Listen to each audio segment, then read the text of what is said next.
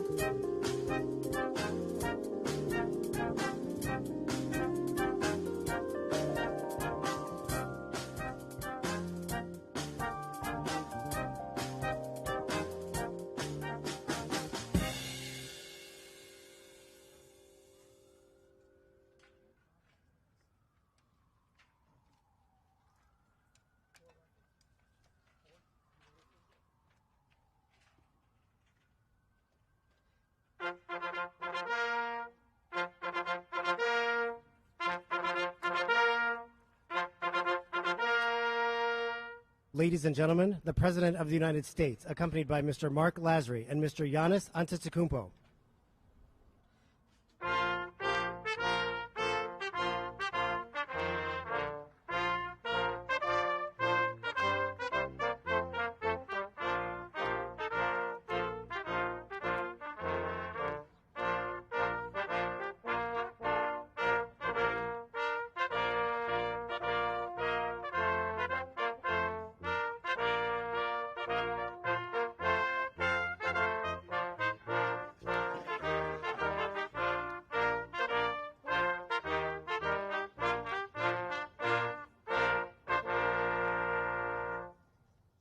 Good afternoon, everyone. It's an honor to host the 2021 NBA championship, the champions, the Milwaukee Bucks. Congratulations to team owners Mark and Wes and Jamie and Mike, and the two dear friends, Ted and Mary Kellner. You won't believe it, but they're both responsible for my being here. Not a joke. Excuse the point of personal privilege we used to say in the Senate. In 1972, I was a 29-year-old kid and decided I was going to run for the United States Senate. I wasn't old enough. You had to be 30 to be a senator, for real. When I got elected, I had to wait 17 days to be eligible. And right at the very end, my sister managed my campaign, and my brother raised the money. He was 25. My sister she used to be 3 years younger. She's now 20 years younger. But at any rate, and we were doing well. We're catching up. No one expected us to have any shot at all. And everything was moving. We were actually catching up after being down 56-28 at one point. And we're running out of money. And all of a sudden, I got a phone call on Tuesday saying that we don't have any money to keep any of our ads on TV or the radio. And so I didn't know what to do. And I got a call from a guy named Ted Kellner and 4 other people. And they said, come on out to Greenville. We want to help you out. They helped me out. They financed the end of my campaign. They were my friends before, and I'm indebted to them now. Well, thank you both, Ted and Mary. Thank you. Now that I've ruined your reputation. And while he couldn't be here today, I also want to congratulate the team's previous owner and dear friend of mine, a server of the United States Senate, Herb Cole, one of the finest guys I served with, a man of significant honor. And folks, Congratulations to the staff and to the fans and to everyone here to celebrate, including the second gentleman. Doug, where are you, Doug? There's a man who's a basketball fan. He's a second gentleman. He's a first-rate lawyer, and now he's a second gentleman. And I don't know where he has more power. Most of all, congratulations to all the players. Now, I know you've got you got in the finals the MVP player here, and I'd like to talk about it for just a minute. You know, we also got someone who earned the award that's just as important in my book. Dante, I'm honored to be with him today, because in 2015, he was the Delaware High School Boys Basketball Player of the Year. Dante grew up in Newark, Delaware, attended a high school. I still like him anyway. There's two competing high schools, Catholic high schools in Delaware, Archmere and Slasianum. Slasianum had 5 times many boys, and they beat us all the time. But I still was the second highest scorer of football. But anyway, you know, I don't know, man. Dante, I still like you in spite of that fact. And and he won 2 state championships there. So he's used to this championship. And then he started at Villanova. And the Bidens are a sporting family, particularly my wife, Jill, who's, as she calls herself, a Philly girl. She takes it up a notch. She knows a lot about the sport, and she never forgives anybody if they lose. But, you know, we went to the University of Delaware, Jill and I, years apart. And then she went on to Villanova grad school, and I went to Syracuse Law School. In 2016, we went to the Final Four to watch our teams play. And I watched Dante win his first of his 2 national titles at Nova. Dante, we're also proud of you back home, but I still like Syracuse. And to all the players, that's what you represent for so many people. Pride and decency. Just look at the enduring images during the finals. Thousands of fans celebrating in the Deer District and the Herb Cole Way. You know, you represented yourselves and your families, your organizations, and a great American city by staying true to who you are.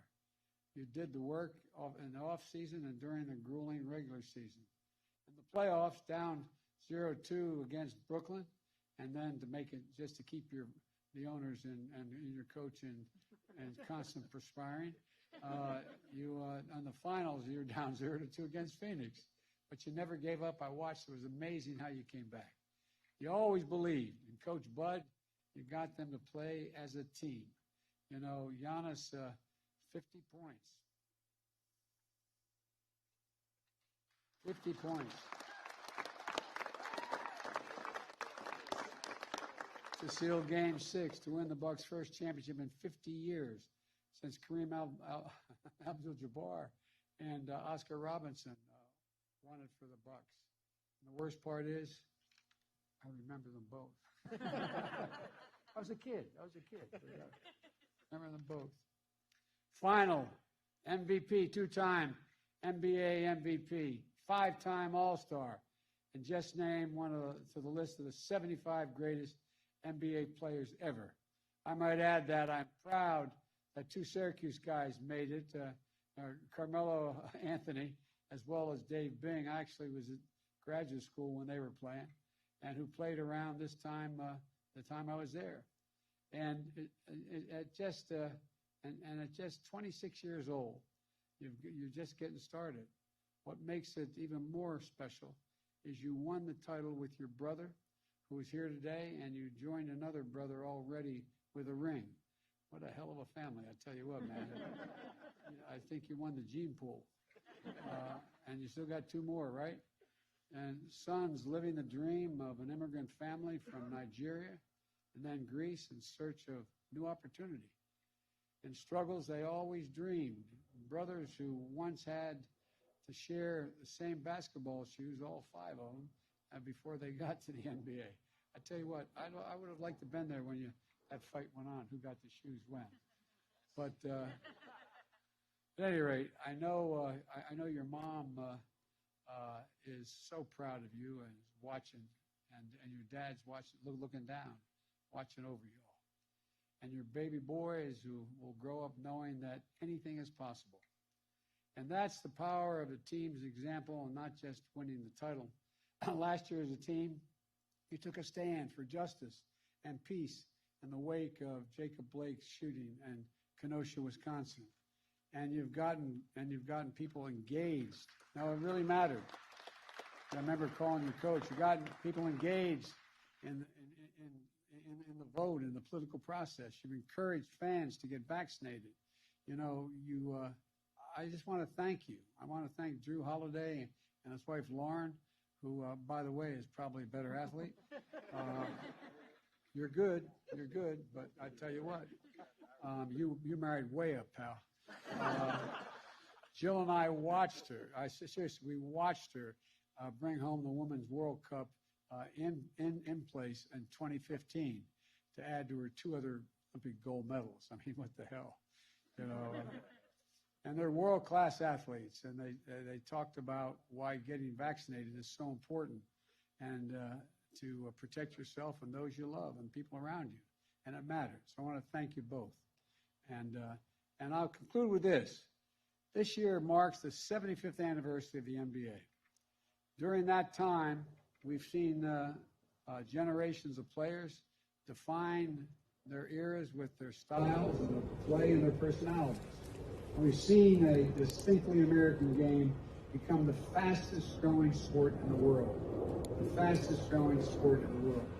When I first went to Beijing to meet with Xi Jinping, he put me out on a basketball court. I'm not like these guys, I can play a little bit. But put me on a basketball court. And I'm thinking to myself, everywhere in the world I go, as I travel the world, basketball. The best players want to come to America, though, in search of possibilities. And through it all, one thing remains constant. The values of the game and of the sport. Teamwork, hard work, respect, and the belief that we can strengthen the bonds that bring us together and stand up for something bigger than ourselves. The first time NBA championship team visited the White House was in 1963, when President Kennedy hosted the Boston Celtics.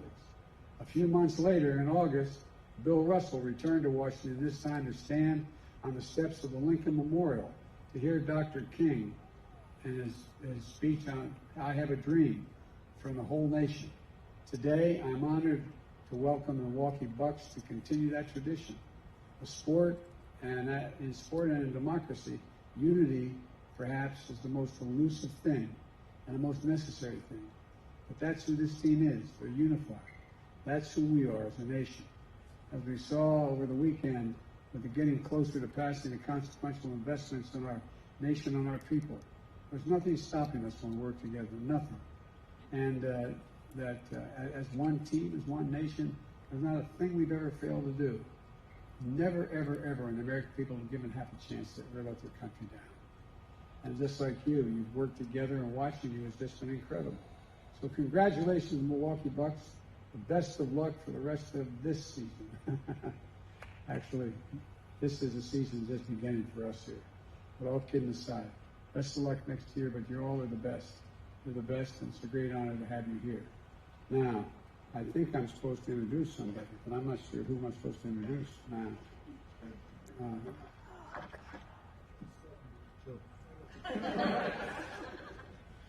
I get you guys confused, you know? Come on. Thank you, Mr. President. I also want to thank the Vice President, who we were able to meet earlier today with our family.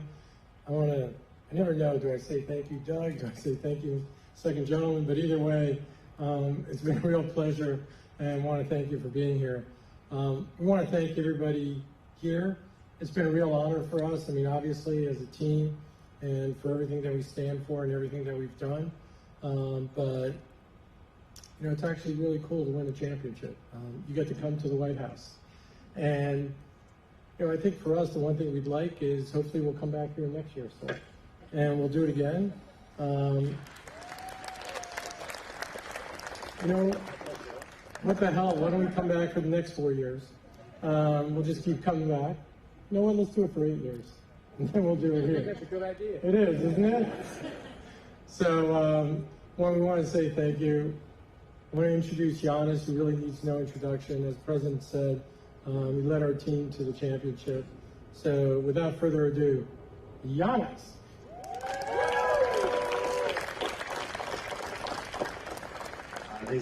This is awesome. Thank you, Mr. President. Thank you, Mark. On behalf of my teammates, coaching staff, the Bucks organization, we are very grateful for this opportunity. A kid from Sepolia, Athens, Greece, grew up from two Nigerian parents that were struggling every day to provide for us. Illegal in a country that they didn't call home at the time. It's an unbelievable opportunity to be able to be in the White House, meeting the President of the United States. I could not be as honored and happy that something like this have accomplished something like this in my life. First of all, I want to thank our families. Obviously, our families are a big part of who we are and what we do, and they did a lot of sacrifices during the year for us, enabled for us to win a championship. They're not here with us today, but we always carry them in our heart, and I want to thank our families. They're a big part of what we do.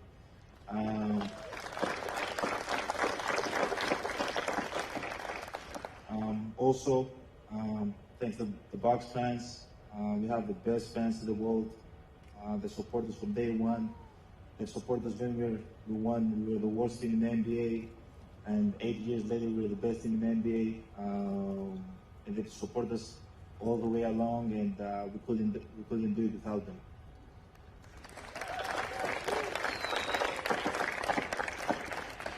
And also,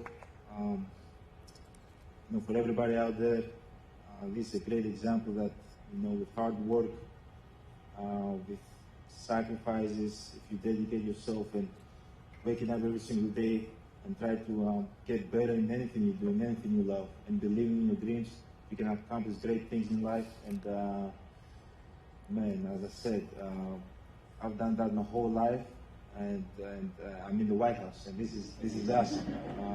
Can never take moments like that for granted, but without hard work, that would not be possible. Thank you, guys.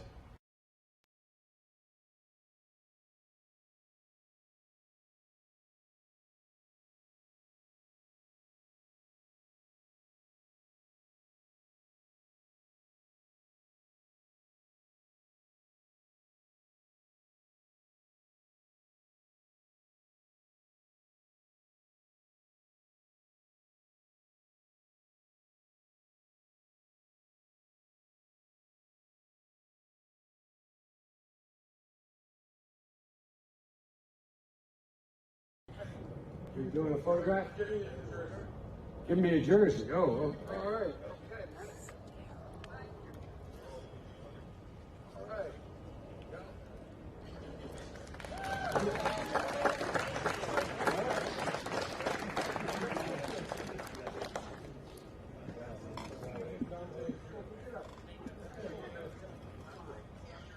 If you guys aren't here, come on, man. If you guys aren't here, they're going to think I stole the jersey. There you go. Thank you. Thank you. All right. Now we're doing a picture up here.